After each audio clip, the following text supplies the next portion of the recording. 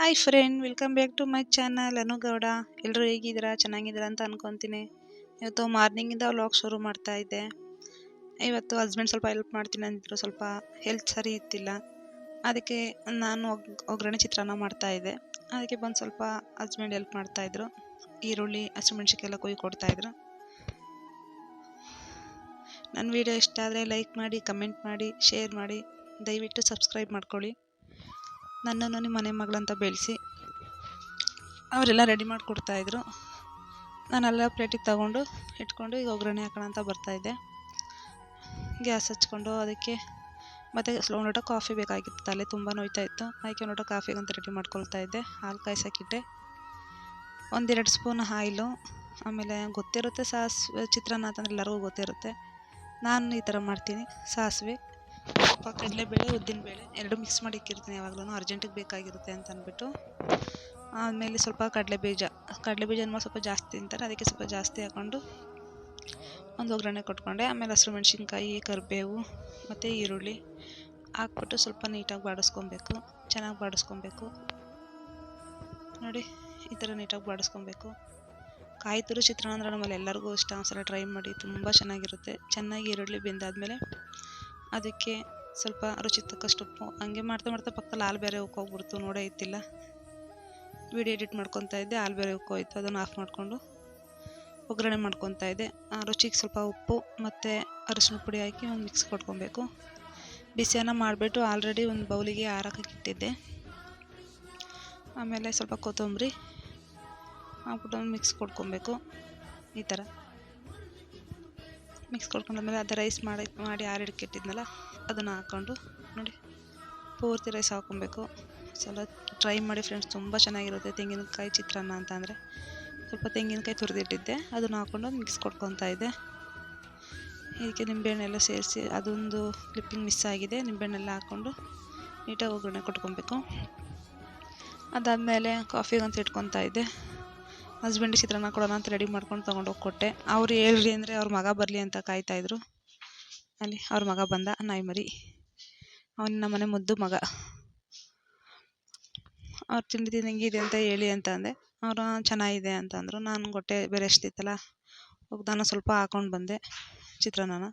ನೋಡಿ, ಹೊಟ್ಟೆ ತುಂಬ ಅಷ್ಟಿತ್ತು. ಟೇಸ್ಟ್ ನೋಡೋಣ ಅಂತ ಅಂದ್ಬಿಟ್ಟು ಪ್ಲೇಟಿಗೆ ತಿಂಡಿ ಹಾಕೊಂಡು ಅಷ್ಟೊತ್ತಿಗೆ ಟೀ ಬೇರೆ ಆಯಿತು. ಅದನ್ನು ಬೇರೆ ಸೋಸ್ಕೊಳ್ತಾ ಇದ್ದೆ. ಕಾಫಿ. ಅದನ್ನು ತಗೊಂಡು ಒಂದು ಹಸ್ಬೆಂಡಿಗೆ ಕೊಟ್ಟು ಅಲ್ಲಿಟ್ಟು ಬರೋಣ ಅಂತ ಹೋಗ್ತಾ ಇದ್ದೆ. ತಿಂಡಿ ಹಾಕ್ಕೊಂಡಿದ್ದೆ. ಬಂದು ಒಂದು ಚಮಚ ತೊಗೊಂಡು ಸ್ಪೂನ್ ತೊಗೊಂಡು ಟೇಸ್ಟ್ ನೋಡ್ತಾ ಇದ್ದೆ. ಚೆನ್ನಾಗಿ ಬಂದಿತ್ತು. ತೆಂಗಿನಕಾಯಿ ತುರಿ ಚಿತ್ರಾನ್ನ ಅಂದರೆ ನಮ್ಮಲ್ಲಿ ಎಲ್ಲರಿಗೂ ಇಷ್ಟ. ತುಂಬ ಚೆನ್ನಾಗಿತ್ತು. ತಿನ್ನೋಣ ಅಂತ ಹಸ್ಬೆಂಡ್ ಹತ್ರ ಹೋದೆ. ಅಷ್ಟೊತ್ತಿಗೆ ಅವ್ರ ಮಗ ಬಂದು ನೋಡ್ತಾ ಇದ್ದ. ಅವನು ಸ್ವಲ್ಪ ಮುದ್ದು ಮಾಡಿ ಆಟ ಆಡಿಸ್ಬಿಟ್ಟು ತಿಂಡಿ ಬೇರೆ ಆಯಿತು. ಟೀ ಬೇರೆ ಕುಡಿದು ಕೂತಿದ್ದೆ. ನಮ್ಮ ಮನೇಲಿ ಫೋನ್ ಬಿಟ್ಟರೆ ಪ್ರಪಂಚನೇ ಇಲ್ಲ ನೋಡಿ. ತಿಂಡಿ ತಿನ್ಬೇಕಾದ್ರೂ ಫೋನ್ ನೋಡ್ತಾನೆ ಇರಬೇಕು. ಫೋನ್ ಇಲ್ಲಾಂದ್ರೆ ಅವರಿಗೆ ಊಟನೂ ಸೇರಲ್ಲ, ಏನೂ ಇಲ್ಲ. ಅದೊಂದು ಹಂಗೆ ಕ್ಲಿಪ್ಪಿಂಗ್ ತಗೊಂಡು ನಾನು ಮನೆ ಕೆಲಸ ಮಾಡೋಣ ಅಂತ ಅಂದ್ಬಿಟ್ಟು ರೆಡಿ ಮಾಡ್ಕೊಳ್ತಾ ಇದ್ದೆ. ಇದು ಬೇರೆ ತುಳಸಿ ಹಬ್ಬ ಬೇರೆ ಇತ್ತಲ್ಲ, ಮನೆಯೆಲ್ಲ ಕ್ಲೀನಿಂಗ್ ಇತ್ತು. ಪೂಜೆ ಮಾಡೋಣ ಅಂದ್ಬಿಟ್ಟು ಎಲ್ಲ ನೀಟ್ ಮಾಡ್ಕೊಂಡು ದಿವಾನ್ ಕಟ್ಟಿಗೆ ಬೆಡ್ಡೆಲ್ಲ ಚೇಂಜ್ ಮಾಡಿಕೊಂಡು ರೆಡಿ ಮಾಡ್ಕೊಳ್ತಾ ಇದ್ದೆ. ಕಸ ಗುಡಿಸಿ, ನೆಲ ಒರೆಸಿ ನೋಡಿ ಹಂಗೆ ತೋರಿಸ್ಕೊತಾ ಹೋಗ್ತೀನಿ. ಅದೆಲ್ಲ ಕ್ಲೀನ್ ಮಾಡಿ ಬಂದೆ. ಸ್ವಲ್ಪ ಪಾತ್ರೆ ಜಾಸ್ತಿ ಇತ್ತು, ತೊಳೆಯೋಣ ಅಂತ ಬಂದೆ. ಸ್ವಲ್ಪ ಸ್ಪೀಡ್ ಇಟ್ಟಿದ್ದೀನಿ. ಮಕ್ಕಳು ಬೇರೆ ಸ್ಕೂಲು ಕಾಲೇಜಿಗೆ ಹೋಗಿದ್ರು, ಒಬ್ಬಳೇ ಇದ್ದೆ. ಸೊಂಡೆ ಮನೇಲೇ ಇದ್ದರು. ಎಲ್ಲ ಕ್ಲೀನ್ ಮಾಡಿಕೊಂಡು ಪಾತ್ರೆ ಎಲ್ಲ ತೊಳೆದಿಟ್ಟು ಸ್ವೈಪರಲ್ಲೆಲ್ಲ ಕ್ಲೀನ್ ಮಾಡಿ ಅಲ್ಲಿಂದ ನನಗೆ, ಯಾಕಂದರೆ ಈವ್ನಿಂಗ್ ನೈಟ್ ಸ್ನಾನ ಮಾಡಿದ್ನಲ್ಲ ಅಂದ್ಬಿಟ್ಟು ಹಂಗೆ ಕಳಸ ಎಲ್ಲ ತೆಗೆದು ರೆಡಿ ಮಾಡ್ಕೊಳ್ತಾ ಇದ್ದೆ ದೇವ್ರ ಮನೆನ.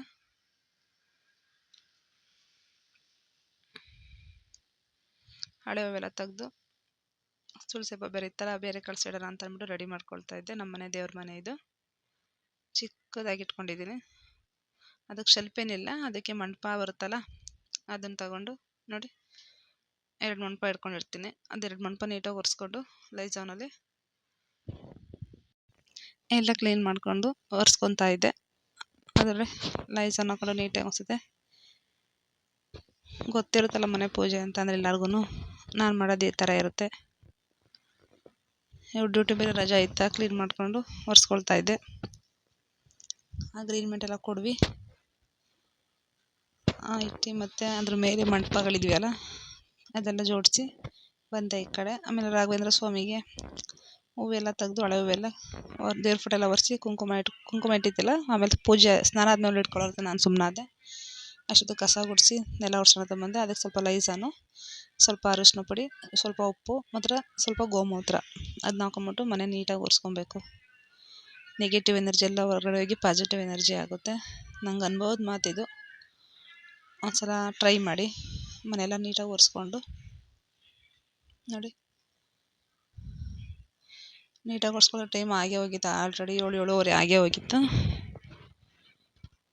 ಮನೆಯೆಲ್ಲ ಒರೆಸಿ ಮನೆಯೆಲ್ಲ ನೀಟ್ ಮಾಡಿಕೊಂಡು ನನ್ನ ಮಗ ಆಚೆ ಕಡೆ ಕೂತ್ಕೊಂಡು ವೆಯ್ಟ್ ಮಾಡ್ತಾಯಿದ್ದೆ ಮನೆ ಒರೆಸೋವರೆಗೂ, ಹೊರಗಡೆ ಬರೋಲ್ಲ. ಅದಾದಮೇಲೆ ಸ್ನಾನ ಮಾಡ್ಕೊಂಡು ಬಂದು ಕಳ್ಸೋಕೆ ರೆಡಿ ಮಾಡ್ಕೊಳ್ತಾ ಇದ್ದೆ. ಪೂಜೆ ಸಾಮಾನೆಲ್ಲ ತೊಳೆದು ಕಳ್ಸೋಕೆ ನೀರು ತುಂಬಿಕೊಂಡು, ಅದಕ್ಕೆ ಹಳೆ ವ್ಲಾಗರ್ಸ್ ನನಗೆ ಗೊತ್ತಿರುತ್ತೆ. ಅದಕ್ಕೆ ಸ್ವಲ್ಪ ಕಾಯಿನ್ಗಳು ಹಾಕ್ಕೊಂಡು, ಮತ್ತು ಒಂದು ಹೇಳಿದ್ದೀನಿ ಅಡಿಕೆಗಳು ಚಿಕ್ಕ ಅಡಿಕೆ ಹಾಕೊಳ್ಳೋಂಗಿಲ್ಲ, ಬಟ್ಲು ಅಡಿಕೆನೇ ಹಾಕೊಬೇಕು ಕಳ್ಸೋಕ್ಕೆ ಅಂತ. ಚಿಕ್ಕ ಅಡಿಕೆ ಹಾಕೊಬಾರ್ದಂತೆ ಸಂಪ್ರದಾಯದ ಪ್ರಕಾರ. ಅದಕ್ಕೆ ನಾನು ಬಟ್ಲು ಅಡಿಕೆನೇ ಯಾವಾಗಲೂ ಯೂಸ್ ಮಾಡೋದು. ಅದಾದಮೇಲೆ ವೀಳ್ಯದೆಲೆ ಇಟ್ಕೊಂಡು ಅದಕ್ಕೆ ಸ್ವಲ್ಪ ಅರಿಶಿನ, ಸ್ವಲ್ಪ ಕುಂಕುಮ ಮತ್ತು ಒಂದು ಯಾವುದಾದ್ರೂ ಅಷ್ಟೇ ಒಂದಿಷ್ಟು ಹೂವು ಅದನ್ನು ಹಾಕ್ಕೊಂಬಿಟ್ಟು ಅರಿಶಿನ ಕುಂಕುಮ ಇಟ್ಕೊಂಡು ನೋಡಿ. ಫಸ್ಟು ಗಂಧ ಇಟ್ಕೊತೀನಿ ನಾನು, ಆಮೇಲೆ ಅರಿಶಿನ, ಸ್ವಲ್ಪ ಕುಂಕುಮ ಅದನ್ನ ಇಟ್ಕೊಂಡು ಒಂದು ನಮಸ್ಕಾರ ಮಾಡ್ಕೊಂಡು ಮನೆ ದೇವ್ರ ಹೆಸ್ರು ಹೇಳ್ಬಿಟ್ಟು, ನಮ್ಮ ಮನೆ ದೇವ್ರು ಯಾವುದಿರುತ್ತೆ ಹೆಣ್ಣು ದೇವರು ಅದನ್ನ ಹೆಸ್ರು ಹೇಳ್ಕೊಂಡು ಅದಕ್ಕೆ ತೆಂಗಿನಕಾಯಿ ವಿಸರ್ಜನೆ ಮಾಡ್ಕೊಬೇಕು. ನಮ್ಮ ಇಷ್ಟಾರ್ಥಗಳೆಲ್ಲ ಅದು ಕೇಳಿಕೊಂಡು ವಿಸರ್ಜನೆ ಮಾಡಿಕೊಂಡು ನೋಡಿ ಈ ಥರ. ನಾನು ಈ ಥರ ಯಾವಾಗಲೂ ಕಳಿಸ್ತಾ ಇಡೋದು. ನಾನು ಒಂದ್ಸಲ ತೆಂಗಿನಕಾಯಿ ಇಟ್ಟರೆ ವರಮಹಾಲಕ್ಷ್ಮಿ ಹಬ್ಬದಲ್ಲಿ, ಅದು ನೆಕ್ಸ್ಟ್ ಇಯರ್ ವರಮಹಾಲಕ್ಷ್ಮಿ ಹಬ್ಬಕ್ಕೆ ನಾನು ಚೇಂಜ್ ಮಾಡೋದು. ಅಷ್ಟೊಂದು ಗಿಡ ಬಂದಿರೋದು ತುಂಬ ಸಲ ಆಗಿದೆ. ನಮ್ಮ ಮನೇಲಿ ಗಿಡ ಎಲ್ಲ ಬಂದಿದೆ, ಅದನ್ನು ಊರಿಗೆ ಕೊಟ್ಟು ಕಳಿಸಿದ್ದೀನಿ. ಒಂದು 2-3 ಚೆನ್ನಾಗಿ ಬಂದಿದೆ. ಆಮೇಲೆ ಅದಾದಮೇಲೆ ತೆಂಗಿನಕಾಯಿನ ತೊಗೊಂಡೋಗ್ಬಿಟ್ಟು ನಮ್ಮ ಮನೆ ದೇವ್ರ ಹತ್ರ ಲೆಫ್ಟ್ ಸೈಡಲ್ಲಿ ಇದೆಯಲ್ಲ, ಅದೇ ನಮ್ಮ ಮನೆ ದೇವ್ರ ಮುಳ್ಕಟ್ಟಮ್ಮ ಅಂತ, ತಿರುಪತಿ ವೆಂಕಟೇಶ್ವರ ಲಕ್ಷ್ಮೀ ದೇವಿ ಹೆಸ್ರು ಹೇಳ್ಬಿಟ್ಟು ಕಳಸ ಇಟ್ಟು ಅರಿಶಿನ ಕೊನೆ ತಾಳಿ ಯಾಕಂದ್ರೆ ಕಟ್ಟಲೇಬೇಕು. ಹೆಣ್ಣು ದೇವ್ರು ಇದೆಯಲ್ಲ ನಮ್ಮ ಮನೇಲಿ, ಅದಕ್ಕೆ ಅರಿಶಿನ ಕೊನೆ ಕಟ್ಟಿ, ಮತ್ತು ಚಿಕ್ಕ ಚಿಕ್ಕ ವಿಗ್ರಹಗಳಿದೆ ನಮ್ಮ ಮನೇಲಿ.